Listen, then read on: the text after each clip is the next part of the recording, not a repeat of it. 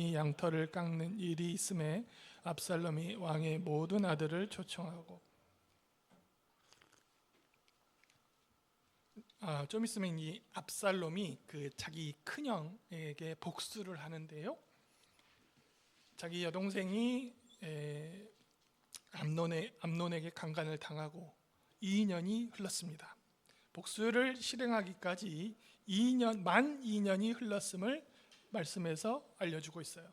제가 주석서를 보니까 여기서 사용된 히브리어 표현을 보니까 단순히 시간 2년이 흐른 게 아니라 하루하루 손꼽아 기다렸다는 뉘앙스로 2년의 날들이라고 기록하고 있어요.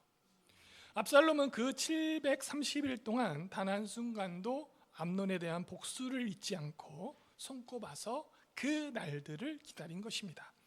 그의 인내는 거룩한 절제가 아니라 암논을 확실히 제거하기 위한 죄의 숙성 시간이었던 것이죠. 그러나 이 2년 동안 하나님의 관심은 압살롬의 마음이, 그 복수심이 녹아내리기를 바랬습니다. 하나님은 다윗이 이 암논을 공의로운 심판으로 문제를 해결해 주기를 원하셨어요. 그리고 압살롬이 스스로 이 분노를 하나님 앞에 쏟아놓기를 기다리셨어요. 그런 분이에요, 하나님은. 그러나 압살롬은 하나님 앞에 가는 대신에 복수의 칼날을 선택했습니다. 하나님은 우리가 상처를 품고 그 복수의 날들을 계수하기보다 그 아픔을 은혜의 보좌 앞에 가져오기를 원하시는 분입니다. 그러니까 복수를 우리가 계속 마음에 품고 사는 걸 원하시는 분이 아니라는 말이에요. 이어서 24절을 보시면 압살롬이 왕에게 나아가 말하되 이제 종에게 양털 깎는 일이 있사오니 청하건대 왕은 신하를 데리고 당신의 종과 함께 가사이다 하니, 압살롬이 아버지에게 자신을 종으로 낮춥니다. 낮추면서 자기 아버지를 초대합니다. 어디에요? 양털 깎는 잔치. 추수하는 날이랑 똑같은 거예요. 목축업을 하는 사람들이 양털 깎는 날은 추수하는 날이에요. 그러나 이 압살롬은 처음부터 다윗이 그곳에 올 수 없음을 알고 있었어요. 여기 지명이 바알 하솔이 나오는데요, 예루살렘에서 23km나 떨어진 곳이에요. 옛날에는 엄청 먼 길이에요. 그리고 그 길이 험했어요. 왕이 행차하기에 무리가 있는 장소였어요. 그런데 압살롬은 왕께서 이 초대를 거절할 것을 예상하고, 왕이 거절하면 왕 다음 서열이 암논이거든요. 암논을 초대하기 위해서 이 압살롬이 포석을 까는 거예요. 아버지에게 무리한 부탁을 하고 있는 것입니다. 결국 다윗은 압살롬의 간청에 못 이겨 암논과 자기를 대신해 모든 왕자들을 그 잔치에 보내줍니다. 사무엘하 13장 27절에 압살롬이 강청함에 왕이 암논과 왕의 모든 아들을 그와 함께 보내니라. 여러분, 여기서 저는 중요한 키워드가 눈에 들어왔어요.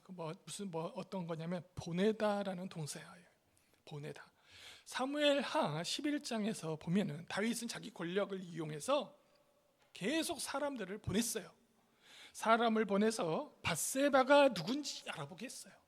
그리고 다윗이 사람을 보내서 밧세바를 자기에게 데려오게 했어요. 다윗은 또 사람을 요압에게 보내서 우리아를 불러들였어요.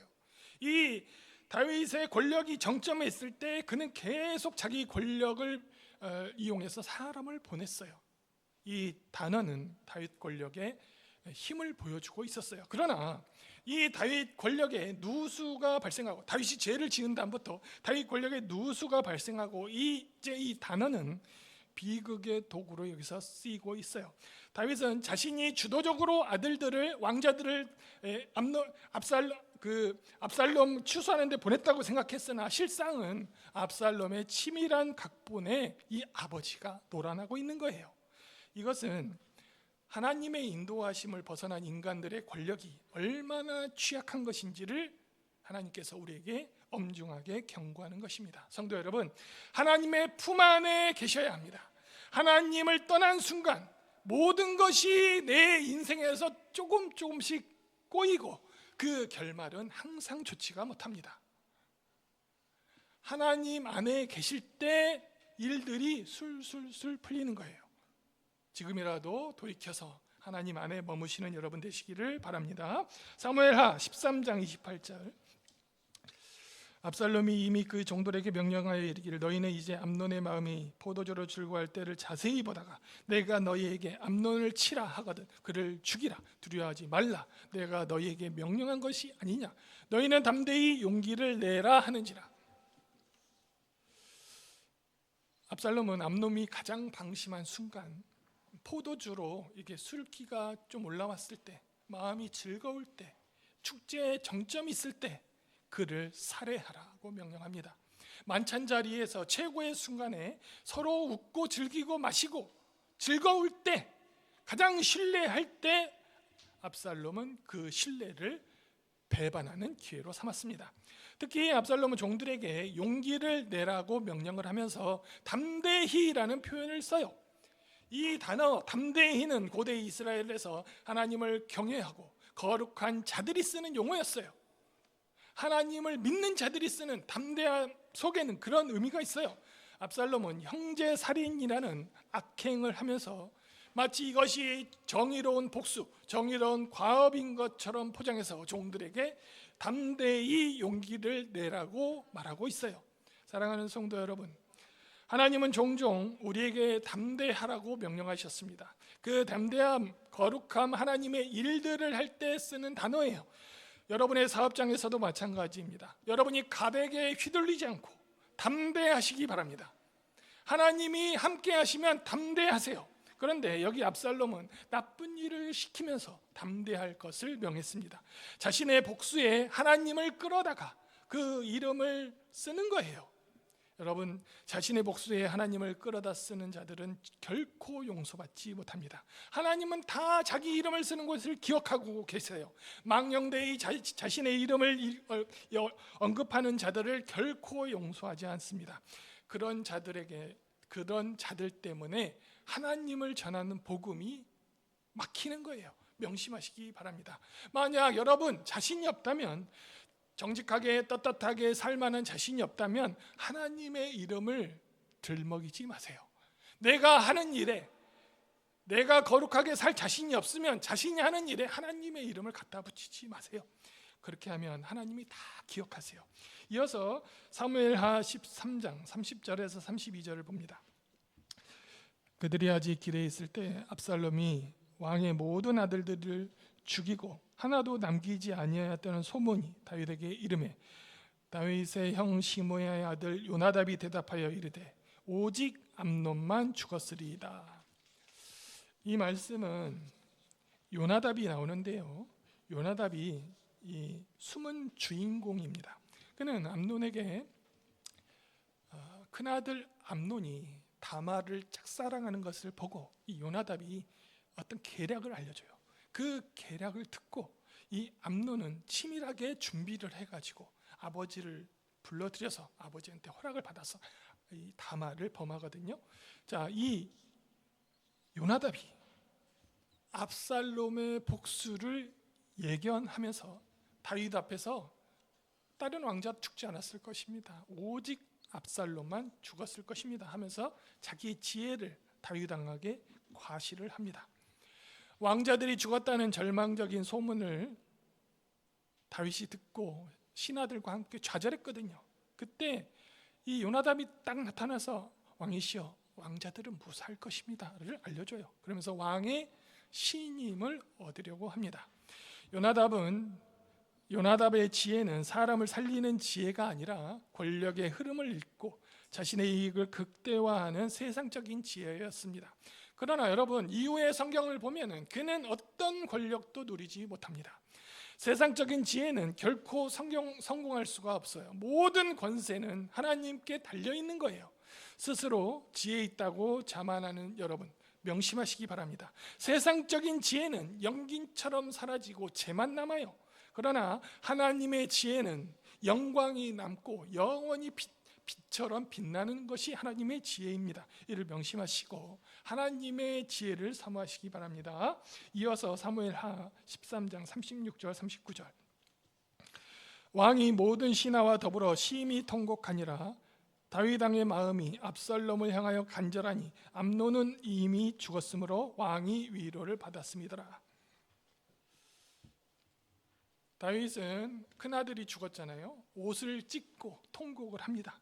그러나 하나님은 다윗이 암논을 무척 사랑했으면서도 정작 암논이 다말에게 범했을 때, 다말을 범죄했을 때, 그때 그를 훈계로, 공의로운 심판으로 그를 훈계하지 않았음을 하나님이 지적하십니다. 그러니까 큰아들이니까 다윗이 특별히 사랑했어요. 그리고 유대 광야를 떠돌 때 힘들 때 얻은 아들이었거든요. 그런데 그 아들이 자기 여동생을 범했을 때 다윗이 화를 냈잖아요. 그리고 그 암논에게 가서 훈계를 안 했어요. 아버지가 너희놈, 그리고 뭐 근신을 시키든지 공의로 심판을 했어야 하는데 그러지 못했습니다. 이게 아버지 사랑이 삐뚤어진 거예요. 공의가 빠진 사랑은 결국 사랑하는 아들을 죽음으로 내몰게 된 것입니다. 압살롬은 자기 큰형을 죽이고 그술로 망명합니다. 그술이 어디냐면은 자기 어머니 고향이에요. 외갓집이에요. 외할아버지 집으로 도망가요. 그리고 3년 동안 거기에서 망명 생활을 합니다. 다윗이 그 얘기를 듣고 마음이 막 복잡해졌어요. 처음에는 죽은 큰아들을 위해서 애통해하다가 시간이 점점 지나니까 이제 압살롬이 큰아들이거든요. 압살롬이 서열 1위예요. 압살롬을 그리워하게 됩니다. 그런데 이 그리움조차도 압살롬이 3년 만에 요압에 의해서 이렇게 돌아오거든요. 3년 만에 돌아왔을 때 다윗이 다시 증오를 해요. 다윗의 감정이 극도로 불안정해지는 것입니다. 오늘 본문을 보면서 우리는 분노와 복수 문제를 좀 심각하게 생각해 보지 않을 수가 없습니다. 이것은 2000년, 3000년 정도 그때뿐만 아니라 현재에도 똑같이 적용되는 문제들입니다. 압살롬은 자기 누이 동생 다말을 성폭행한 암논에 대해서 분노를 2년 동안 해결하지 못하고 하나님 앞에 내놓지 못하고 그렇게 시간이 흘렀습니다. 그냥 가슴을 불태우다가 분노로 불태우다가 마침내 이 복수의 칼날을 휘둘렀습니다. 그렇게 복수는 성공했지만 이게 압살롬이 생각하던 것처럼 속 시원하게 끝나지가 않는 거예요. 암논 한 사람의 죽음으로 끝난 것이 아니라 수많은 사람의 피를 흘리고 나라의 근간이 흔들리는 엄청난 사건의 도화선이 되어버렸습니다. 분노와 복수는 단순히 거기서 끝나지가 않아요. 분노의 불길이 그냥 거기서만 끝나지 않아요. 그 산청 산불이 크게 번졌었잖아요. 그때 어떻게 불이 시작됐는 줄 아십니까? 어떤 사람이 산에서 애초기를 돌렸어요. 근데 애초기를 돌리는데 불꽃이 탁 튀었어요. 돌에 맞아가지고. 거기서부터 불이 시작된 거예요.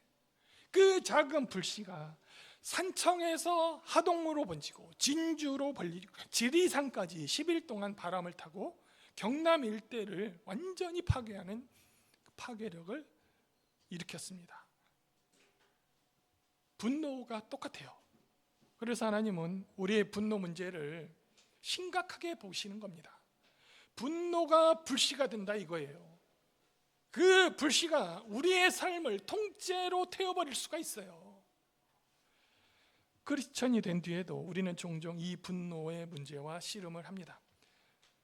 성경은 여기에 대해서 아주 심각하게 경고하고 있어요. 요한일서 3장 15절에 보면 그 형제를 미워하는 자마다 살인하는 자니 살인하는 자마다 영생이 그 속에 거하지 아니하는 것을 너희가 아는 바라. 여기서 영생이 거하지 않는다는 것은 미워하면 구원을 잃는다라는 뜻은 아닙니다.